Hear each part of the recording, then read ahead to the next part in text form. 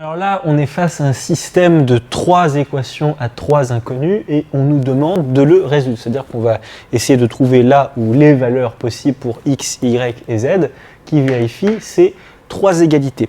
Et pour ça, on va utiliser ici la méthode dite du pivot de Gauss. Alors la méthode du pivot de Gauss, qu'est-ce que c'est? C'est en fait ce qu'on va faire, c'est qu'on va partir de ce système-là et on va réaliser sur les lignes de ce système des opérations élémentaires, donc les 3 opérations élémentaires que vous connaissez. Allez voir le cours si vous n'êtes pas au point là-dessus. Donc ce système-là, il va être équivalent à un autre système, qui va être équivalent à un autre système, etc., etc. Et puis on va essayer de bien arranger tout ça pour qu'à la fin on trouve un système qui soit entre guillemets en cascade. C'est-à-dire qu'à la fin on va trouver, première ligne, il y aura toutes nos inconnues, deuxième ligne, on aura 2, troisième ligne, on aura une seule inconnue et sa valeur. Et comme on aura la valeur de notre inconnue à la fin, à la dernière ligne, on va pouvoir en déduire la valeur de l'autre inconnue qui sera en plus à la ligne supérieure et on va pouvoir comme ça en déduire la valeur de l'autre inconnue, la première. Alors, c'est parti. Alors, bien sûr, x, y et z, alors on va les faire appartenir à R, R3, du coup. Alors, j'ai conscience que peut-être que tout ce que je viens de dire paraît peut-être un petit peu flou, mais vous allez voir, à force de s'exercer, ça va vraiment venir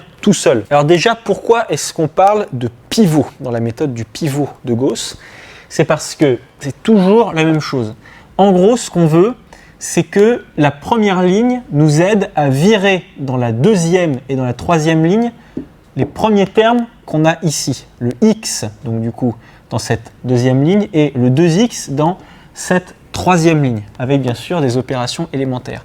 Donc c'est-à-dire qu'en gros, notre pivot ici, ça va être x. On va utiliser x, voyez, qui est ici, pour aller dégommer le x qui est ici et aller dégommer le 2x qui est ici. Et ensuite, on verra après comment est-ce qu'on va faire pour dégommer tout le reste. Regardez un petit peu. Donc la première ligne, on n'y touche surtout pas ici, dans ce cas-là, parce que ici, votre pivot, il est non nul. Le terme qui est ici, vous n'avez pas 0x, vous avez bien une fois x. Okay. Et alors, dans L2, qu'est-ce que vous allez mettre? Vous allez mettre L2 moins L1. Pourquoi? Parce que si dans L2 vous mettez L2 moins L1, vous voyez que là, ça va nous dégommer notre premier terme. Ça va dégommer le x qui est ici, parce que vous allez avoir x moins x. Donc dans L2, regardez, on va mettre L2 moins L1.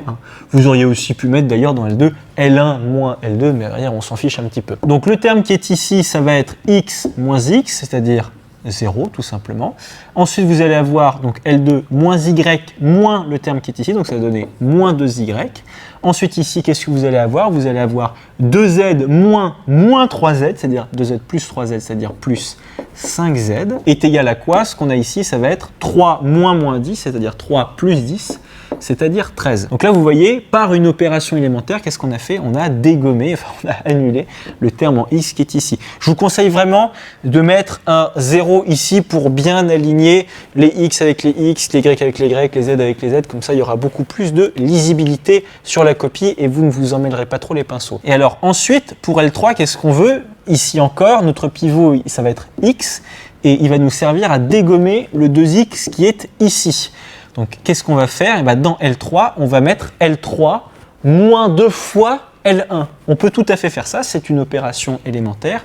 Donc, dans L3, on va mettre L3 moins 2 fois L1. Comme ça, le terme qui est ici en x, ça va être égal à 0. Bah oui, parce que vous allez avoir 2x moins 2 fois le x qui est ici, c'est-à-dire 2x moins 2x, c'est-à-dire 0, il n'y a pas de problème. Ensuite, pour le terme en y qui est ici, ça va être égal à quoi? Ça va être égal à y, vous voyez, puisqu'on est dans L3 moins 2L1, donc y moins 2 fois le terme qui est ici, c'est-à-dire y, donc vous allez trouver y moins 2y, c'est-à-dire moins y. Pour les z, vous allez trouver moins z moins 2 fois moins 3z, c'est-à-dire moins z plus 6z, donc c'est-à-dire plus 5z, et tout ça, ça va être égal à moins 6, moins 2 fois moins 10. Moins 2 fois moins 10, ça fait plus 20. Donc ça fait plus 20 moins 6, c'est-à-dire 14. Donc tout ça, ça va être égal à 14. Donc ce système S, il est équivalent à ce système-là. Ok, il n'y a pas de problème. Et alors là, qu'est-ce qu'on va faire?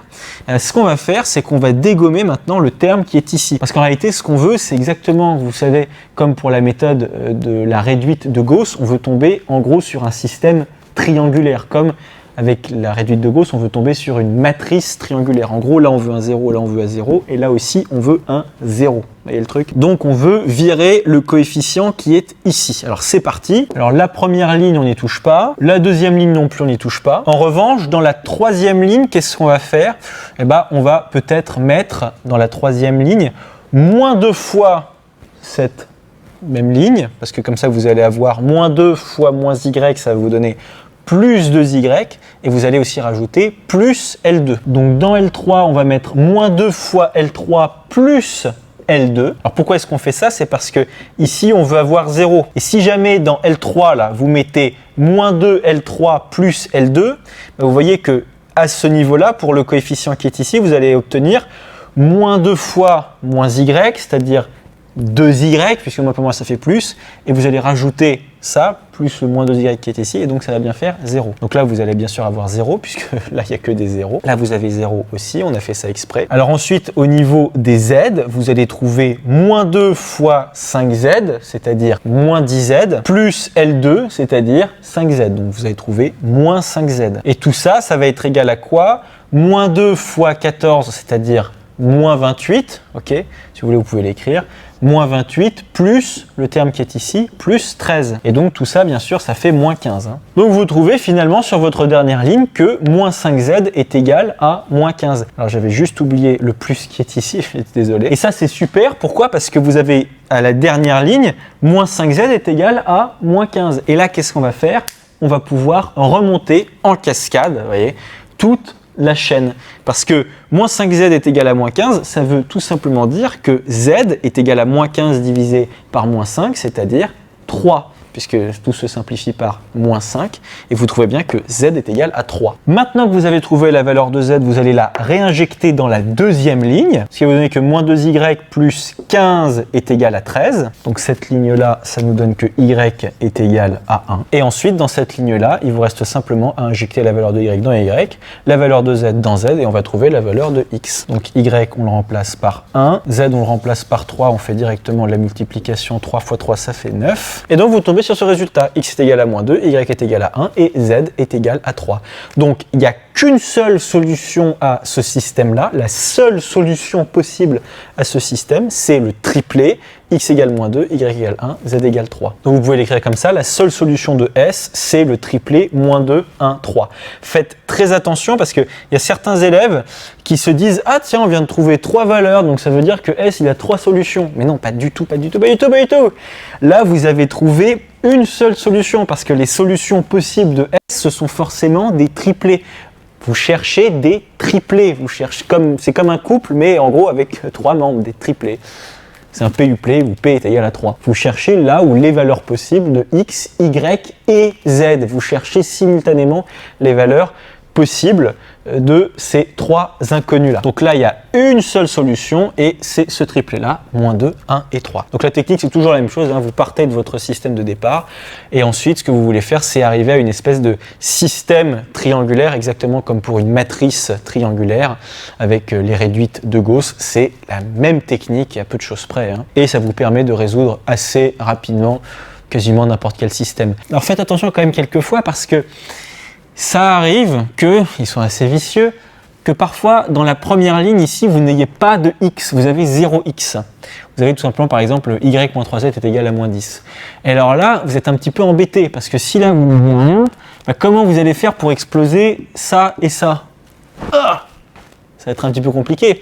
Et là, il faut utiliser l'une des autres opérations élémentaires que l'on connaît, c'est le fait qu'on peut intervertir n'importe quelle ligne dans le système. Donc là, si jamais vous avez 0 à la place de x, donc c'est-à-dire que vous n'avez pas de pivot, ou plutôt vous avez un pivot nul, vous ne pouvez pas l'utiliser du coup comme pivot. Et là, ce que vous allez faire, c'est que par exemple, vous prenez la troisième ligne et vous allez l'intervertir avec la première. Et puis comme ça, il n'y aura pas de problème, comme ça, vous aurez directement votre 0 ici. Et là, vous pourrez utiliser par exemple 2x comme pivot à la place de rien du coup. Voilà pour cette technique. De toute façon, on verra un exercice comme ça où le pivot est nul ou pas. Enfin, on va voir ça dans un autre exercice, vous en faites pas.